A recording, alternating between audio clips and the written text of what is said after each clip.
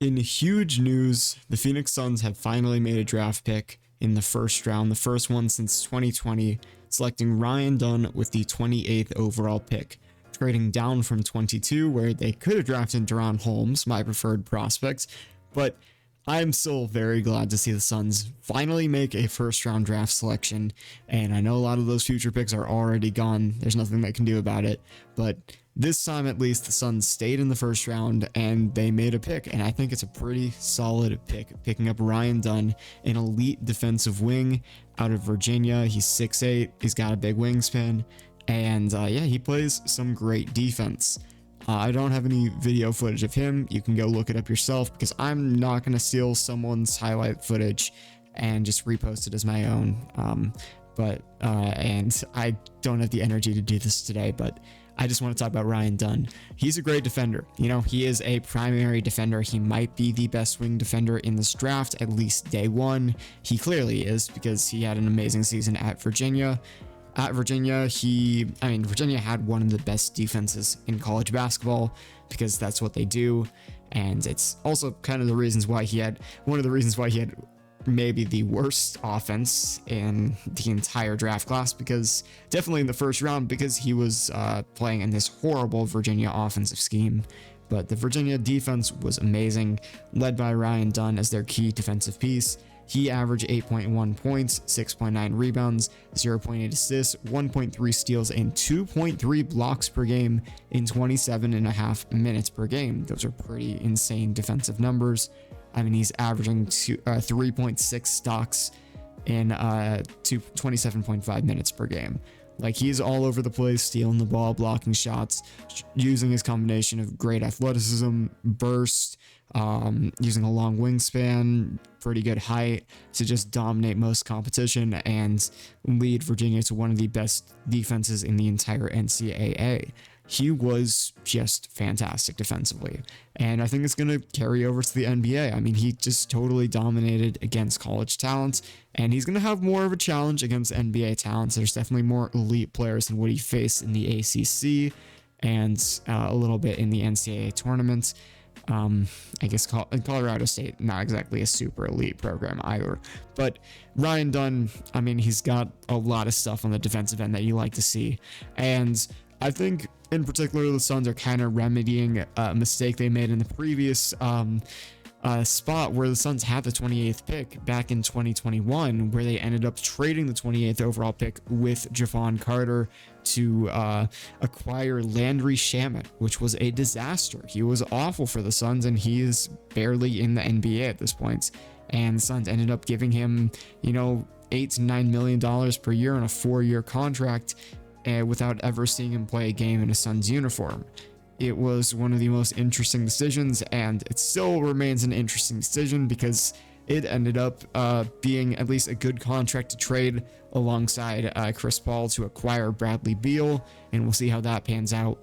But Suns at 28, their top prospect was Herb Jones. If you go back to me talking about the pick in 2021, you'll hear me talking about Herb Jones because he was clearly the top guy on their board. He was clearly a guy that they valued, and I think they just weren't completely sold on him.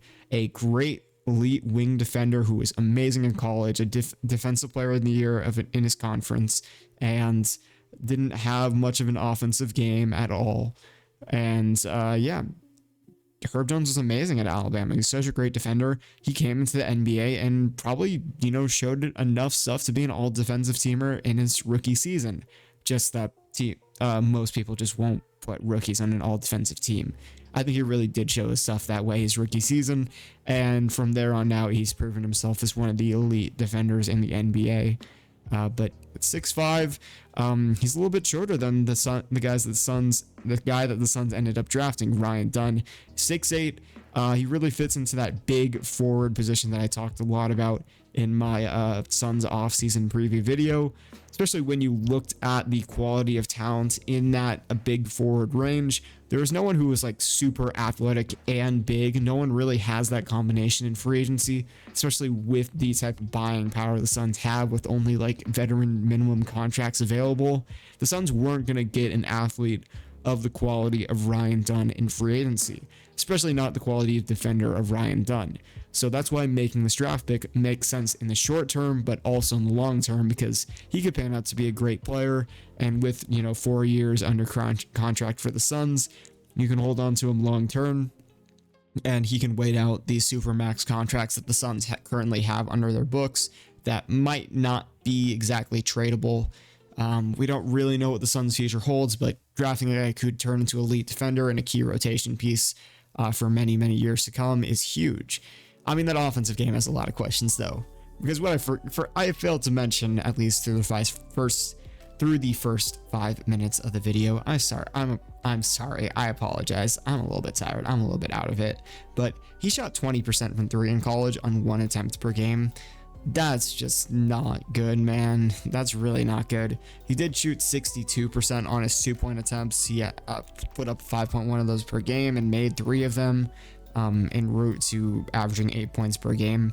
And he shot 55% overall from the field. He was a 53% free throw shooter, and he only experienced a 30% increase from his freshman season at Virginia, going from 50 to 53%. Not a significant increase, and kind of leads you to believe that maybe we shouldn't really be buying a jump shot development. We'll see how it all pans out, but he's going to be working with some elite, shooting programs. I mean, maybe the Suns don't have the best development staff in the league. I don't know how much has changed from the previous regime that actually was really great. The guys who got Dario Saric, Cam Johnson, got a lot of those guys shooting at a much higher percentage than they were previously, or at least it felt like it. And they were doing some good work here. I don't think those guys are still around, but at least the Suns have some sort of track record of turning players into shooters. And maybe that personnel's still around. I really doubt it, because I think they did gut a lot of it over the last few years. But it would be nice to see Ryan Dunn progress into a shooter, because basically his offensive role right now is going to be as a roll man. He's going to be sending a lot of screens and rolling to the basket. Whenever he doesn't have the ball, he needs to be cutting, because he needs to be setting screens off the ball. Because, man, I don't know what else you're supposed to do with just a complete black hole of offense. I think he was limited by Virginia's awful offensive scheme that really doesn't benefit basically any college prospect. It's just meant to muck up and just not score that many points, run the shot clock really low, and then take a somewhat good shot. It's just not a fun offense to watch by any means. And Ryan Dunn, part of that system, didn't really get to show too much off. And I don't know if he really has that much else in the bag, but I would expect to see him a little bit better than he was in college, because I'm sure the Suns worked him out and saw something in him offensively, or they wouldn't have drafted him. Even with all the defensive stuff, I think he probably showed enough offensively to convince the Suns that he's good enough to be out there. And we also got to talk about the additional pick the Suns acquired. They ended up getting 56 from that trade that sent the Nuggets up to 22. The Nuggets ended up drafting RYAN Holmes, the guy the Suns really should have probably kept at 22. But I guess, I don't know, I guess they just didn't do their research on him, I'm guessing, is the issue. But I thought RYAN Holmes made a lot of sense for the Suns, or Misi, who went 21 just the pick before the Suns. That didn't happen, so that's pretty much the end of my speculation. If RYAN Holmes really ends up panning out for the Nuggets, then okay, I'm going to be a little bit mad, because I feel like the Suns were right there, and they probably should have taken RYAN Holmes. But I'm at the points where, I'm just happy the Suns made any first round pick, so I can't really complain that much right now. And 28, the Suns also got 56. They did make a late second round pick last year, who ended up being one of the best second round picks. And I'm really tired, because I do not remember what his name is. The guy out of Dayton, Toumani Camara, actually another guy out of Dayton, not named RYAN Holmes. That actually means that they did watch RYAN Holmes last season, because they were watching Toumani Camara film, They were watching those two play together at Dayton. So I guess they have seen Holmes play, and there was some sort of reason they didn't want him.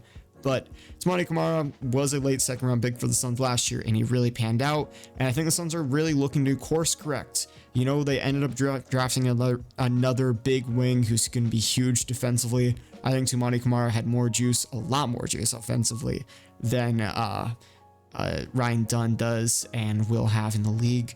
But and yeah, Camara ended up being a nice shooter as well, so huge pickup for the Trailblazers. Could be a long-term guy for them. But at 56, the Suns are going to look to remedy that mistake, and they're going to look at I think, in my opinion, if you're drafting at 56, you're not drafting at guard. You got to go a power forward / center or a true rim rolling, shot blocking big man. Those two archetypes of players that I listed at the top 2 priorities for the Suns in the offseason. I think big wing defender is huge because the Suns, you know, really needed someone who could stop the guards in the league or the bigger wings in the league, especially that they're an absolutely stacked Western Conference that the Suns just could not stop anyone with, you know, Grayson Allen and Kevin Durant as your primary defenders. Like, it just was not going to work, man. You had to move on from that concept of them being primary defenders. You needed a huge, you know, defensive wing who can get in there and make stops all the time, you know, playing against guys like Shea and I guess Jamal Murray. I don't know. I don't think he would be against Jamal Murray if you put him out there, but not Jamal Murray, but you know, who else in this conference? There's just a lot of big guards. Luka Doncic, man. I don't know how I messed that name, but Luka Doncic. Who's guarding Luka Doncic on the Suns? No one. No one on the Suns could guard Luka Doncic. Now we got a guy who can guard Luka Doncic. That's huge. But the Suns still need to look at a guy who can, you know, shoot the 3, who can kind of play the 4, kind of play the 5. The name that kind of pops to the top of my mind is U of A's power forward / center, Keyshawn Johnson. He's a little bit undersized. ESPN has him listed at 6'6". I remember him being listed at 6'8" during the season. So I don't know. Maybe he just got, maybe he's a little bit not the most honest about his height, but that could be a solid pick for the Suns. I think that's probably their primary target in drafting, trading down to 56, because he does make a lot of sense. A guy who's playing in Arizona in his previous season, in his graduate senior season, and does make a lot of sense for the Suns as a defender who can kind of shoot the 3. He's shown his stuff in college, and I think he could be a solid player. Some other names I would look at: Jalen Bridges out of Baylor. Actually listed at 6'7", an inch taller than Bill Larson, as another big defensive wing. I don't know if the Suns will double up on the same archetype. I'm not convinced that they will, but just something they might look at. Jonathan Mogbo out of San Francisco as another power forward, maybe center. Might not drop to the pick. Dembona, I doubt he drops, but could also be a name in contention there. I'm not convinced the Suns will look at guard at this pick, despite the fact that a lot of people will be banging on the guard drum because, you know, people really want a point guard for this team. As I said, I don't think point guard is the biggest priority for the Suns, and I think it's maybe the easiest position to fill in free agency, considering the names there. Once again, check out my previous video talking about the Suns offseason for all the names listed there. Also, the most acquirable via trade. Some point guard names: Jamal Shed would be the top guy right there, but could also consider KJ Simpson out of Colorado. If AJ Mitchell out of UC Santa Barbara drops, you could look at him.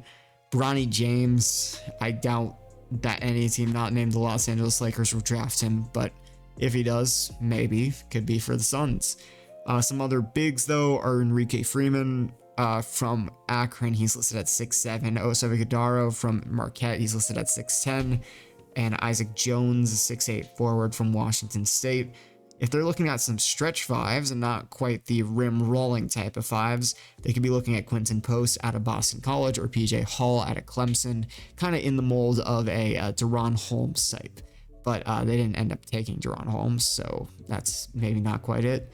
N'Faly Dante and Jesse Edwards will also be in contention for this pick. Those are your true rim-rolling centers who can block shots and potentially get out there and do a little bit of defense on the perimeter if needed.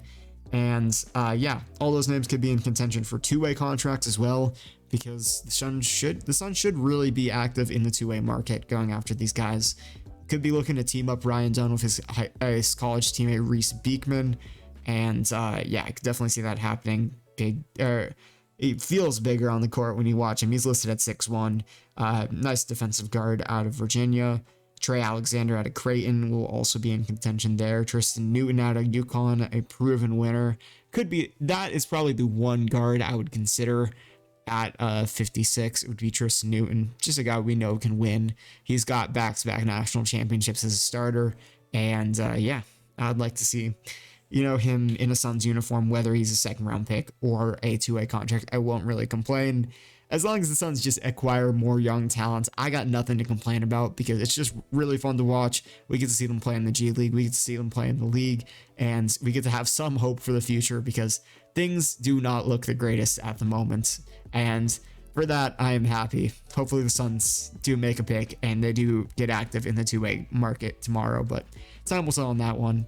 Anyways, thanks for watching. If you made it all the way to the end and you aren't already subscribed, maybe scroll down and hit that button. That would be pretty cool of you. And I will see you in the next one. Goodbye.